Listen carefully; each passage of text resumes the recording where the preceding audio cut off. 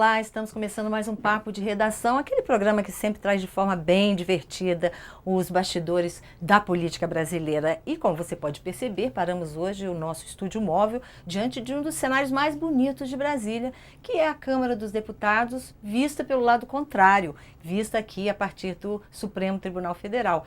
É claro que aquela beleza toda é só por fora, viu, gente? Porque por dentro é o que a gente vai ver agora, como é que anda a situação. E antes de a gente começar, quero lembrar que dessa conversa vão participar os jornalistas Andrei Meirelles, Helena Chagas e Thales Faria. Bom, lindo cenário, né? Por dentro. Lindo cenário. Nós terminamos a semana, como a gente sempre faz, né? Vamos puxar o último assunto da semana com o presidente da Câmara, Eduardo Cunha, justificando o dinheiro na Suíça, né? Que ele disse que não mentiu, que não tinha nada que não tivesse declarado e, no entanto, se descobriu contas na Suíça, etc. Nós vimos isso ao longo do tempo. E agora ele trouxe as justificativas, e uma delas de que ele vendeu carne enlatada, carne processada, ficou rico e aplicou em investimentos na Suíça. Não é conta. Mas quer dizer, não é conta. Investimento não é conta. Diz ele, porque ele disse que não tinha conta. Veja bem, isso me recorda muito. Vocês lembram aquele empréstimo que o Fernando Collor arrumou lá no Uruguai, na época do impeachment, para justificar um dinheiro lá? Acredite se puder. Mas o que é que o Cunha fez? Ele está trabalhando na defesa dele politicamente, na base da articulação, da armação política, dos acordos que ele está fazendo mesmo com o PT, com o governo, outra hora com a oposição. Só que a tropa dele precisa de um discurso, né? A tropa dele precisa ter alguma coisa para falar e justificar. Então, coloca essa versão aí. E aí, assim, se lhe parece, né? Quem acredita, mas vai ser difícil quiser. colar esse Eu acho discurso. muito difícil, até porque, mesmo que não seja conta, que seja fundo, ele não declarou. Então, é quebra de decoro do mesmo E o jeito. que ele disse lá foi exatamente isso. Eu não tenho nada que eu não tenha declarado no imposto de renda. Exatamente. Então não é se é conta, se não é conta, etc. É que o cara perguntou, vem cá, você ele tem uma tinha conta? um investimento sem ele disse, não tem nada que eu não declarei. Ele é o beneficiário e não declarou. Então, a não isso ser aí... que ele apresente uma declaração sobre isso aí. Pode ser que daqui na frente ainda faça isso. Legalmente pode fazer retificadora, etc. Mas, retificadora mas nos mentiu, últimos 10 anos. mas não se livra da mentira. E tem mais, que se passar o projeto de repatriação, de repente ele pode até ser beneficiado, legalizar esse dinheiro. Trazer o dinheiro da carne enlatada. Da carne enlatada. Mas, gente, Você olha... já viu agora, loteria? Vem cá, eu tenho uma Dinheiro surpresa pra ganhando vocês. loteria. O quê? Eu trouxe o dinheiro do Cunha. Ai, gente, que lindo! Olha só! Por causa disso, gente, por causa disso aqui, agora para entrar no Congresso Nacional, todos os funcionários, todo mundo tem que passar pelo detector de metais, revistar tudo. Não sei se vai pegar dinheiro. detector de Mas metais não vai pegar os dólares. de qualquer né, forma, gente? as filas estão quilométricas, o pessoal tem hora para bater ponto. Ele Tá foi uma vítima, loucura. Ele foi vítima da permissividade dele, que ele estava deixando todo mundo no Salão Verde protestar por causa da Dilma. Olha, e tem a textura de dólar, tá? O feitiço se virou como Aí feiticeiro. foram lá e jogaram o E dólar aí, em cima Andrei, você dele. não queria a sua carinha ali no meio da Você preferiu uma de verdade. O que acontece é o seguinte, é isso, o servidor está pagando, jornalista, então todo mundo foi entrar pela Câmara, vai ter esse constrangimento, não sei quanto tempo dura isso. Porque também, aí, os lobistas também vão ter que passar por ali, né? Então corre um risco aí de outros problemas, né? Assim, Pau que bate Olha, a gente verdade. tem visto cada coisa, a gente tem visto cada coisa no Congresso, nós que temos muitos anos, nós quatro, né, de cobertura ali. Por exemplo, essa semana eu nunca tinha visto isso. Quase que foi um concurso, uma seleção de relator para relatar o processo do Eduardo Cunha no Conselho de Ética. O presidente do Conselho de Ética saiu entrevistando um trabalho de detetive, Ele me falou que os caras estavam se portando como se estivessem numa entrevista de emprego. E aquele Gurgel, que era muito amigo do Eduardo Cunha, chegou a dizer para ele, eu preciso dessa relatoria para eu poder me promover. Para eu poder sustentar minha família, para eu poder sustentar minha família. Essa é uma loucura. E só que os entrevistados, os candidatos ao emprego, eles eram todos membros do Conselho de Ética. ética. Pressupõe-se que o cara, antes de ir para o Conselho de Ética da Câmara, saiba se o passado dele, né, o que ele fez. É uma Agora, coisa dois deles respondem, são réus no Supremo Tribunal Federal, inclusive o que foi escolhido relator. E segundo a coluna do Fato hoje, o critério foi o menos pior, né? Menos pior. Agora, eu pergunto, tirando toda a chacota em torno deles, que foi essa balbúrdia, né, que aconteceu, qual a chance de ter uma votação séria? Ou seja, cada um votar de acordo com a sua consciência e aprova que a ou votação não? é pública. Não é como foi no Senado, na época do Renan, que o voto era secreto e aí deu no que deu. Agora não, vai ter que ser voto em aberto. Isso na comissão ou no plenário? Nos dois. Isso aí eles vão sofrer a pressão pública, né? Exatamente. Agora, me preocupa um pouco, viu? Porque tem acontecido coisas muito esquisitas no Congresso. Eu acho que a tendência é essa, mas vai depender, aqui, como disse o Thales, da pressão que a opinião pública fizer sobre a Câmara dos Deputados nas próximas semanas, até porque está se falando no acordo dele com o governo. Porque está se falando no acordo dele com o governo. Que está parecendo que tem. Com o Lula, como nessa CPI agora. Que não convocaram a CPI do Eduardo Cunha, que ele criou, para pressionar o PT, para pressionar o Lula, e a CPI simplesmente não rejeitaram a convocação do filho do Lula, do Luiz Cláudio, do CARF, e do BNDES, também são dois, Gilberto Carvalho, rejeitou a convocação do Palocci. Da Erenice, do Guerra e do ex-ministro Antônio Palocci. Agora, a oposição está... Me disse o Raul Jungmann que a grande preocupação da oposição no momento é que esse negócio, teve a pesquisa do Ibope semana passada ou retrasada, que esse negócio está fazendo pegar toda a classe política. Antes a oposição estava muito satisfeita que estava pegando a Dilma, o PT, etc. Agora o pega Lula a imagem está do começando a Congresso pegar. como um todo. Então a oposição está começando a chegar à seguinte conclusão: olha, ou você decide logo, ou nós vamos partir para cima, porque você está misturando a gente com você. Agora, gente, eu estou com uma sensação muito grande, é o seguinte, de que esse jogo, esse acordão que a gente estaria falando entre o Cunha e ou o Lula, ou o governo, ou o que seja, é aquela coisa, porque ninguém confia em ninguém também no Congresso, né? Todo mundo faz jogo com todo mundo. E quer me parecer o seguinte, que ou os dois vão cair juntos, os dois, Cunha e Dilma, ou os dois vão se segurar juntos. Eu ainda continuo achando. A ideia geral é ganhar tempo. Agora, a questão de ganhar tempo tem um problema, que é o seguinte: todas as previsões de economistas, etc., que a situação que tem o mundo real, o Brasil real, né? O Brasil real tende a aumentar tudo, desemprego, estão falando em recessão o ano que vem, greve. Gente, e segunda-feira começa a greve isso dos tudo dificulta. E a rejeição aos políticos, isso é seríssimo. Rejeição geral aos políticos tende a crescer. E isso tende a criar problema. Né? Então, eu conversei com algumas lideranças importantes no Congresso essa semana que estão preocupadas com isso. Dizendo, olha, isso aí não dá também. A estratégia, todo mundo querendo ganhar tempo, a gente não sabe qual o tempo que vem. Social que você está falando, esse negócio dos caminhoneiros. Esse o clima? Esse negócio dos caminhoneiros. Ficar fora de controle essas coisas. Esse negócio dos caminhoneiros vai se tornar outro erro do governo. Com a greve dos O caminhoneiros. Arlindo Schnagler me disse o seguinte: que quando teve a greve, a outra, ele era líder, o presidente, e ele acabaram negociando ele participou da negociação, de greve, etc. muito tempo de greve. E ele agora está dizendo o seguinte: o governo não se mexeu até agora. Não cumpriu. Não cumpriu, não se mexeu. Os caminhoneiros estão vindo dizendo, olha, a gente fez o acordo, vocês não cumpriram. Não cumpriram. Na verdade, é um pouco o governo federal e também os governos estaduais, que eles deveriam cumprir, eles continuam cobrando na balança o que não devia cobrar, que era o acordo de não cobrar, e aí o governo federal vai levar a culpa, mas o governo federal não se mexeu. E se soma a greve dos petroleiros. A greve dos, segundo que os também petroleiros, é muito grave, porque traz a Petrobras de volta para as páginas. Pode ter efeitos no abastecimento. Porque o que eles estão falando, a estratégia está desenhada aí, é fechar os grandes entrocamentos do país. Se eles conseguirem... 5 dias... Desabastece. Para tudo, desabastece. Para tudo. Vai faltar produto em supermercado. Essa semana, agora, agora só o ministro da Justiça... O detalhe dessa greve, só para a gente encerrar um pouco a greve, esse detalhe da greve da Petrobras também é muito grave. Por quê? Porque a Petrobras está vendendo ativos para poder pagar o rombo, que inclui roubo, né, como ela própria admitiu, e os funcionários entrando em greve porque são contra, porque isso vai dar um bafafá danado que vai trazer todo o Petrolão, se a gente aqui está discutindo Cunha, não sei o quê, vai trazer o Petrolão tudo de volta para o bar, né? Para a mesa de bar. Daí é ruim. Acho que além de não tirar a Petrobras, eu não sei nem se o caminho é esse, qual o melhor caminho, mas eu estou dizendo o seguinte, a falta de um caminho para recuperar a Petrobras é ruim, né? É uma coisa...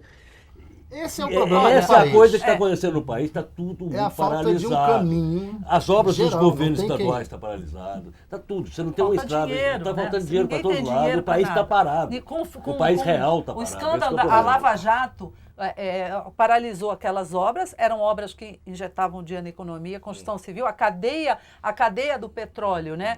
A cadeia do petróleo paralisou, impactou na cadeia da construção civil, e aí você É uma situação, o que muita gente diz é que só reage se voltar a injetar dinheiro, voltar a injetar crédito. Agora, da onde você vai tirar o crédito? Eu acho que o problema é o que o André apontou ali. Você não está tendo quem aponte algum caminho. A situação é de tal forma que no Senado, o Andrei viu, 40 senadores se reuniram para discutir governo, oposição, discutir caminho.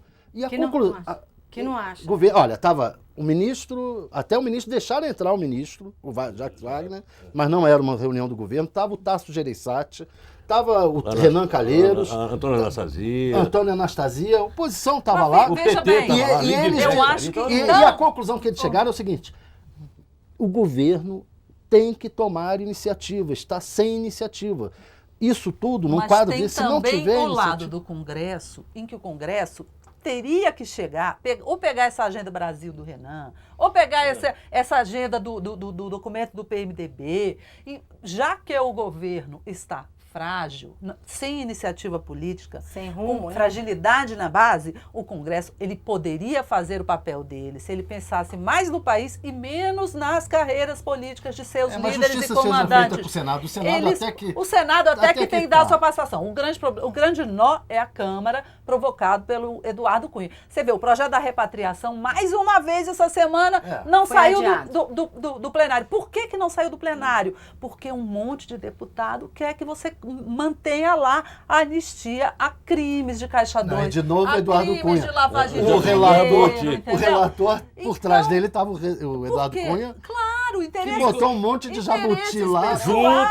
Junto, mais uma vez, em aliança com o PT, né? Olha, o Zé Mentosa. Mas o interesse pessoal está se sobrepondo ao interesse do país. Mas, gente, é mais do que interesse pessoal. São grandes interesses de grana.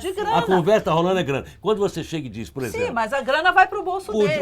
Os diamantes que estão lá fora vão ser legalizados aqui dentro. Você está cismado com diamante, André? Tem muito diamante lá fora? Não. Essa grana não pode chegar para a Suíça. Que diamante o que eu soube é que esses diamantes não estão lá fora.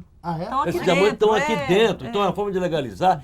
Um grande contingente de diamantes estão aqui dentro. Então, tem gente com muito dinheiro, com muito interesse. Mas tira diamante do Não, a pedra preciosa. Aí tá. Tem que ter diamante. Aí você vai, por exemplo, o negócio lá de... André, abre o jogo. Quem é que está com esse diamante? Cadê? Você tem diamante, André? Semi de touro. Eu estava até falando com os senadores de Mato Grosso do Sul, que tem fazenda aqui na casa, e diz, olha, isso aí... Tem gente querendo lavar de toda Ele tem medo de falar porque levar um processo. Mas ele sabe o que é. Você sabe quem tem diamante, Não, né? não sei. É só diamante ou é ametistas, pedras semi-preciosas? Por que o diamante é importante? Porque o diamante, um pouquinho de diamante, vale mais do que o ouro pesa, as outras coisas pesam. Diamante não, diamante basta pouquinho.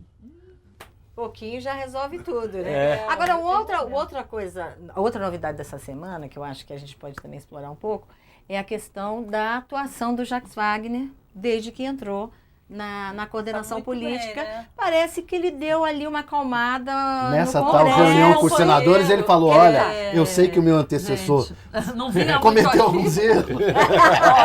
Gentilmente ele colocou o antecessor lá no mercado. Nosso companheiro Rodolfo Lago escreveu uma coluna de ontem para hoje que eu achei perfeita. O Jacques Wagner trouxe o bambolê. Quer dizer, o que faltava na articulação política do governo era o jogo de cintura, era o bambolê.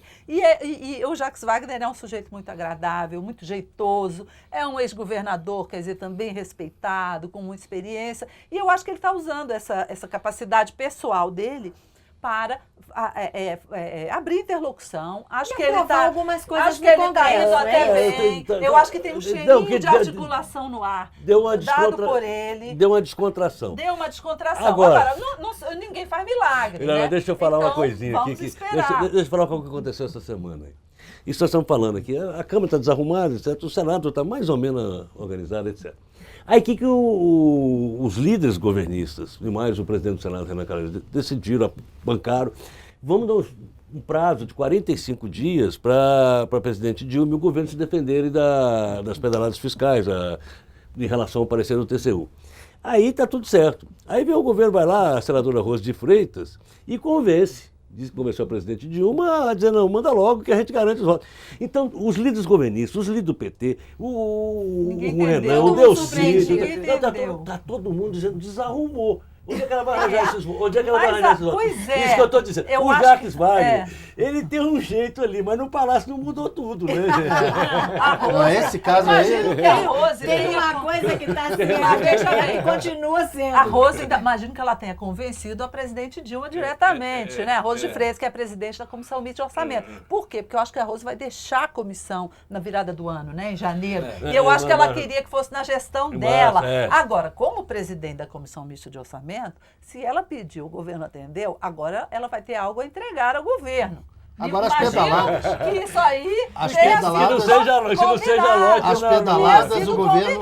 O Renan Calheiros, o Delcídio, o Jade, estou dizendo. Exato. Ela vai ter outra estratégia aí que pode ser que é aquela da. Que é o senador Assis, que deve dar um parecer favorável. O Vital do Rego pode botar no TCU. Aceitar o outro lá. Não, aceitar, parcelar o pagamento das pedaladas. Aí dá para o governo o argumento de dizer o seguinte: não infringimos a lei porque ainda está sendo pago. Isso. Não, esse é o argumento. Eu acho que tem aí duas articulações. O Cunha faz a alternativa dele, o governo faz a alternativa. É mais ou menos a mesma coisa. Os senadores governistas, inclusive os líderes do governo, todos eles, estão dizendo o seguinte: tem risco. Eles tiveram feito um levantamento, eles não têm essa garantia de coisa. Eles estão dizendo, está acreditando na Rose. A Rose pode ser que ela entregue a mercadoria ou não, né? Vamos ver. Foi uma opção. Vamos ver. Agora tem uma outra coisa, o Jacques Wagner também é uma pessoa do Lula, né? Quer dizer, o Lula entrou dentro do palácio, né? Não só o Jacques Wagner, como também o Ricardo Bezzoini. Também o Ricardo Bezzoini. Que é o secretário que articula a política. E você vê que o Lula se acalmou em relação a Dilma. As últimas declarações dele são mais... E o Levi, por exemplo, pararam de bater no Levi. Deu uma sobrevida ao Levi. Deu uma baixada. E essa semana o Levi melhorou um pouco. Ninguém ficou falando fora Levi. Embora ele tenha caído, né? Exato. E tem o Lula por trás disso. Eu acho que o Lula teve em Brasília, de quinta para sexta, reuniu com a presidente, com Jacques Wagner, com os palacianos no Alvorada, na sexta de manhã. O Lula teve essa vitória nas CPIs, ninguém dele foi convocado. Então, me parece que o clima entre eles está mais pacificado. Eu acho que ele não ficou... E é um sinal de juízo, porque Lula sem Dilma não tem futuro e Dilma sem Lula não tem futuro. Os dois sabem disso. O Lula deve ter ficado muito satisfeito também com a substituição da juíza lá da... Isso que eu ia entrar da Operação Zelotes. Aquela história foi tão esquisita. Tem alguém por trás ali. Havia um juiz substituto que estava no lugar, tocando a operação, quer dizer...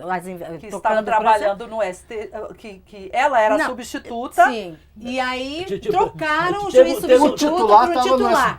Estava no STJ. E teve uma briga do Ministério Público com o primeiro substituto, que disse que não autorizava nada, etc. Então tem uma troca de acusação pesada, inclusive com entraram com a ação de suspeição desse primeiro. E ele está alegando que o Ministério Público, os procuradores estão ligados ao PT. Virou uma briga, um bate-boca inacreditável. Agora, aí veio a juíza. A juíza veio e autorizou as providências que o Ministério Público estava pedindo. Também substituta.